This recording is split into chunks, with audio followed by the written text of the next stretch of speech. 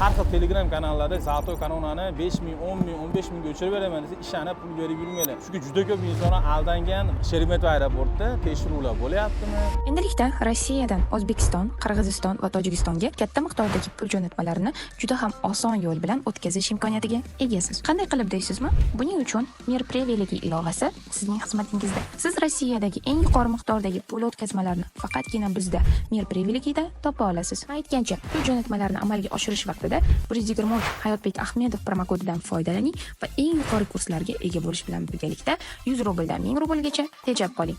Mir Privilegi, biz bilan hammasi oson. Sirazi aytib o'tmoqchiman, videoda boshida, ya'ni eng kerakli ma'lumotlarni doim videoda boshida berishga harakat qilaman. Chunki biz videolarda baribir ko'p inson ishdan kelganda charchab, o'tkazib ko'rishi mumkin. Shuning uchun aka-ukalar, hozirda o'zi bitta like bosib qo'ying, ko'proq insonlarga tarqalishi uchun. Birinchi o'chirda kimdan-kim O'zbekiston, Tojikiston yoki Qirg'iziston fuqarolari bo'lsa ham aeroport Sheremetyevoga bilet olishni tavsiya qilmayman. Bilasizlar, anchadan beri Sheremetyevo aeroport juda ham ko'plab insonlarni qaytarib yuboryapti. Aynan O'zbekiston fuqarosi va Tojikiston fuqarolari birinchi o'chirda. Nimaga bunaqa holat bo'lyapti desanglar, o'zingizlar bilasizlar, Moskva shahrida bo'layotgan holatlarga nisbatan biz musofirchilikka kelmoqchi bo'layotgan insonlarga qat'iy zakonlarni, jo'skilarni qo'yib qo'yapti. Shuning uchun dokumentalniy bo'lasizmi, oldin dokument bilan chista yurganmisiz, depo zabritingiz bo'lmaganmi, qizig'i yo'q. Shuning uchun Sheremetyevoga bilet olmanglar. Nijlaytni nitso отказ вес olasizlar. Haligacha shunaqa olgan insonlar bo'lsa, Sheremetyevodan qaytgan insonlar bo'lsa, yozib qoldiringlar. Sizlar qaysi chisloda va qaysi oyda qaytib ketgansizlar? Albatta, inshaalloh keyingi videoda sizlarga yangilik bo'ladi. Xudo xolasa, qolasizlar. Shuni o'rnida aytib o'tmoqchiman. Ketishga Sheremetyevo aeroport hozirgi paytda Aeroflotdan biletlari arzon chiqyapti. Registratsiya bo'ladigan joyini va pasport kontroliga kirish jarayonini ko'rsatib beraman. Kechagi Vnukovo aeroportidagi hamda Domodedovo aeroportdan video qilganimda juda ko'p insonlar "Uka, Sheremetyevodan video qiling, biletlar arzon chiqyapti. Biz Sheremetyevodan uchmoqchimiz. Haydab ketishdagi holatni ko'rsatib bering." Iltimos deganligi uchun yana men Sheremetyevo aeroportiga yetib keldim. Bugun 11-oktyabr. Bu videoda ertaga Moskva vaqti bilan 19:00 da joylashga harakat qilaman. Yana qaytarib aytyapman, ko'proq insonlarga tarqalish uchun bitta like bosib qo'ying. Kechagi videomizda men sizlarga Zaltoy Korona haqida tushuntirsam, ko'p inson men 5 ming olganman, uka men ketayotganda qarz olib ketsam nima bo'ladi? Bizni ham sudga tiqib qo'yadim. Yo'q, akalar, siz tushunmabsizlar. Ya'ni siz qancha yil oldin qarz olganmisiz? Narxi qancha miqdorda qarz olganingiz farqi yo'q.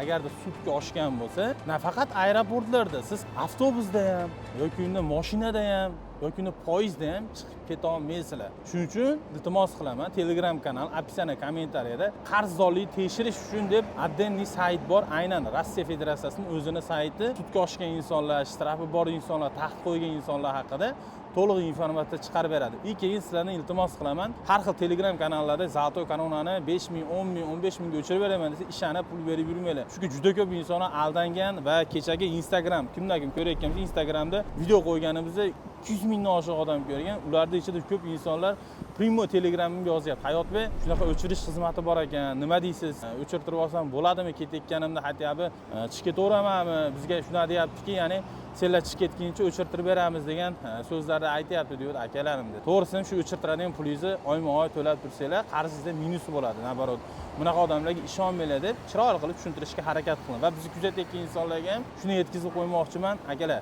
hech kim, men sizga aytayapman, sizni qarzdorligingizni aynan qarz olgan bo'lsangiz, sudga oshgan bo'lsa, o'chirib bera olmaydi. Va Zaltoy Koronadan hech qanaqa qarzingizni yarmini udalit qilib bera olmaydi. To'g'risini aytganim yaxshi. Novosibirda ofitsialniy ofisi bor ekan. Hozirgi paytda bir ukamiz bilan, yurist ukamiz bilan intervyu qilganimizda tez kunda chiqadi, Instagramda qo'yaman. Shu Novosibirga borib, to'liq informatsiya olishga harakat qilmoqchi bo'lyapman. Nima deysizlar? Aynan Zaltoy Korona bo'yicha отдельный kontent qilib Novosibirga uchib, shu Zaltoy Koronaning ofisiga borib sizlarga to'liq informatsiya olib beraymi?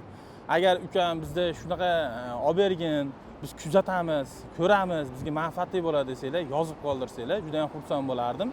Keyin qo'yayotgan videolarimga sizlarga nisbatan qanaqadir foydali taraflari bo'lyaptimi, shuni ham yozib qo'yinglar. Chunki oxirgi mahal juda ham ko'p aka-ukalarimizga qo'ldan kelgancha harakat qilyapman. maksimal darajada yaxshi kontent chiqarib berishga. Shuni onda yana bir narsani qo'shib o'tib ketmoqchiman. To'g'ri tushunasizlar. Ya'ni grammatni gapira olmayman. Jay daraja qilib tushuntirib berishga harakat qilaman. Pasportda qanaqa pechat bo'ladi deb juda ko'p inson yozibdi-da. Akalar, pasportda falshiviy pechat degan narsa bor. Misol siz granitsaga bormadingiz, pasportingizni berib yubordingiz. Bular sizga original deb pasportingizga pechat bostirib, mikrofonga olib kelib beradi-yu, shu narsa nazarda tutib aytdim. Ya'ni ketayotganda dokumentim yo'q-u, keyin shu falsifikani urdirib olay, tog'alar ushaganda tinchroq ketaman degan holatda ko'p inson miyada sekin aylantirib ko'radi. Bunaqa narsani tavsiya qilmayman. Lutfi cho'ntagingizga 2-3 ming soling, mabodo Allohim ko'rsatmasin, ya'ni to'xtatmasin, yuzingiz yorug' bo'lsin. Aynan bizni kuzatayotgan insonlar dokumentingizda qanaqa muammo bo'lsa, siz aeroportda salomatligini qilsangiz bo'ldi. Keyin salomatlik desam, odamlar qanaqa salomatlik qilish kerak deyapti.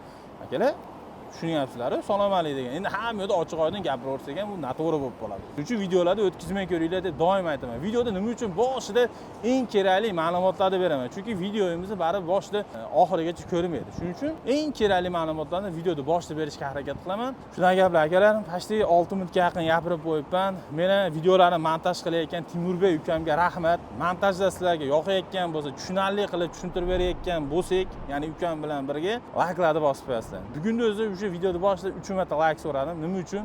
Bu videolar ko'proq odamga tarqalishi uchun. Xudo xolasa, bugun aeroport Sheremetyevo terminal C da, международный reysi terminal C da bo'ladi va ikkinchi etajda registratsiya bo'ladi. Ikkinchi etajda o'zida pasport kontrol bo'ladi. Parkovka narxi hozirgi paytda 500 rubl ekan. Mabodo o'zingizni tanish bilishingiz bilan keladigan bo'lsangiz, bemalol parking ikki tarafga qo'yib kirsanglar bo'ladi. Telefonda Sheremetyevo aeroportda tekshiruvlar bo'lyaptimi, yo'qmi, shu haqida to'liqroq informatsiya berishga harakat qilaman. Ko'p inson glавный tarafdan kirishga harakat qiladi. Taksida bo'lsa-da, glавныйdan kirsangiz bo'laveradi. O'zingizni mashinangizga kimdir kuzatib qo'ymoqchi bo'lsa, parking ikki taraf bilan kiringlar. Ana unda bismillah deb videoni boshladik. Ko'rib turganlaringiz mana shu holatda kiramiz. So'mkalaringiz bo'lsa, teleshga solish tavsiya qilgan bo'lardi. 4-etaj B-S4 ekan. Ko'rib turganlaringiz mana shu yerga chiqishimiz kerak bo'ladi. 4-etajda o'ziga ham mashinani qo'ysa bo'ladi, lekin ko'proq savetim 1-2 ga qo'yinglar. Bu holat bilan biz ketamiz. Nasib bo'lsa, oydod o'chirtdim deydi-yu. O'chirtagan, lekin hech kim yo'q bu yerda. Ko'rib turganlaringiz shu holatda shina chiqqanda teleshkalar bor. Teleshkaga bemalol narsalarni solib, to'g'ri qarab ketishlar bo'ladi. Narsalari bor edi, teleshkani solamiz. Hech qanaqa qiyinchilik bo'lmadi? Yo'q. Ketdi, yuring. Qayerdansiz? Samarqand, Kattaqo'rg'on. Samarqandliklar bormi? Nasib bo'lsa, men hozirgina mana shu pastdan video oldim. Ko'rib turganlaringiz. Nechida registratsiya bugun? Boshlandi, ketdi. Ko'rib turganlaringiz, mana registratsiya stoykalarini hamma yoqda ma'lumotlarni yozib qo'ygan. Mana shu joyga to'g'ri kelganlar 10 tarafga yuriladi. Jigarim birinchi martami hardan tushgan su edi. 400 dan boshlab 439-chi mana shu tarafda bo'ladi registratsiya. Pasport kontroli mana shu oldida. Ha, hozir men sizga zo'r fint o'rgataman. Uni qani o'chirib ko'ryapsizmi? O'ydan keyin 10 ga yurib boramiz. Oh, pastketaj ko'ryapsizlarmi qanaqa? O'zimizga o'zbekchilik qilamiz tarafda. Endi o'chirda turmaymiz. Registratsiya mana shu joyda bo'ladi. Ko'rib turganlaringiz, shu holatda registratsiyada o'tamiz. Aka, chapga yuramiz. Turganlaringiz Samarqand 408 dan 430-chi stoyka registratsiya deyapti. Bu yerda ko'rib turganlaringiz Toshkent. Ko'ryapsizmi yo'qmi? Aynan bu stoykalar mana shu joyda bo'ladi, akalar.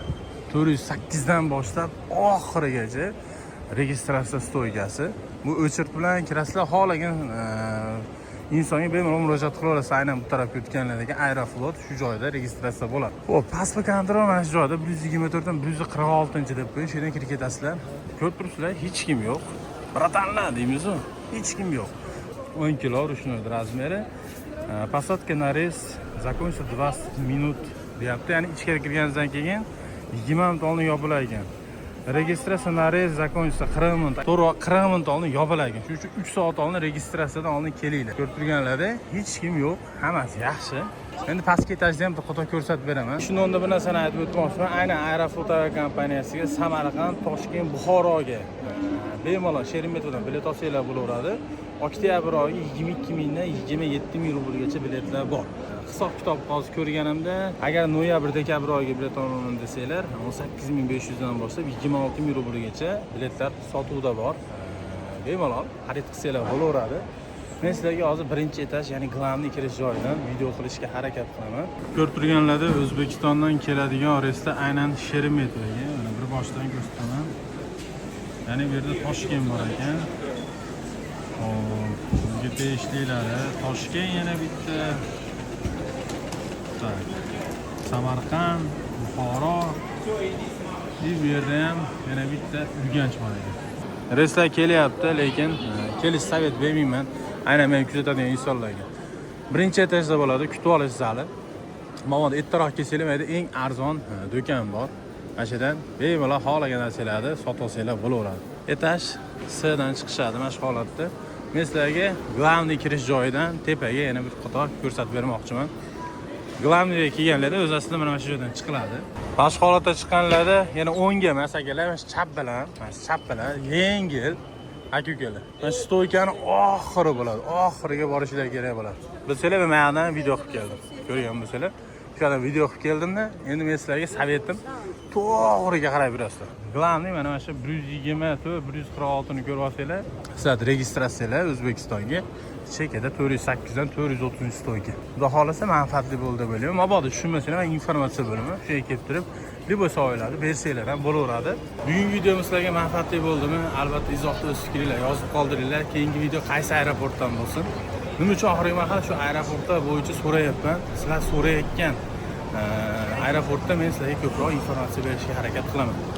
Pasporti Vnukodan bo'ldi, Sheremetyevodan bo'ldi, Zhukovskiy Domodedovo qoldi. Bu haftaga nima deysizlar? Qaysidan bo'lsin? Xudo xolasa sog' bo'lasizlar.